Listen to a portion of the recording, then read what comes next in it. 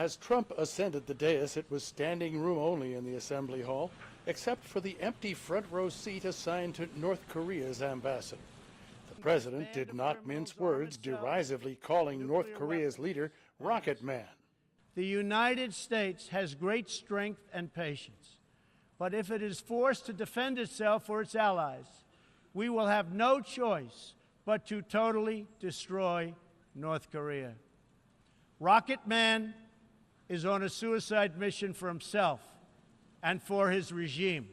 Iran's leadership also came in for sharp criticism for, in Trump's words, funding terrorist groups. The Iranian government masks a corrupt dictatorship behind the false guise of a democracy.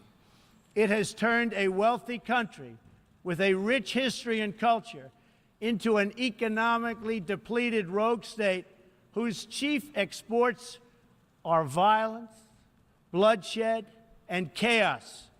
On Venezuela, Trump blamed President Nicolas Maduro's disastrous policies for bringing a once thriving country to the brink of economic collapse. The socialist dictatorship of Nicolas Maduro has inflicted terrible pain and suffering on the good people of that country.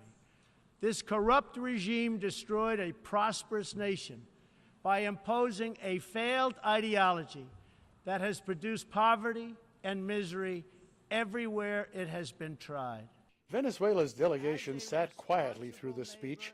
Afterward, the country's foreign minister offered a blistering response. It's a president who comes for the first time and speaks about war, about destroying countries, about blockades against countries, and of course, the country that violates the human rights all over the world seems to have the moral authority to come and speak to the rest of the countries as they were his employees. Despite his blunt remarks, the topics of Trump's speech were much the same as what his administration has been saying for months. Former U.S. diplomat Zalmay Khalilzad. While they see changes, they see great continuity over decades.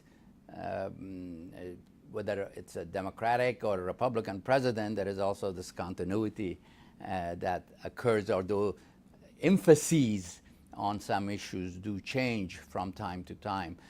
President Trump will spend Wednesday and Thursday in New York holding bilateral meetings with various leaders. Peter Heinlein, VOA News, United Nations.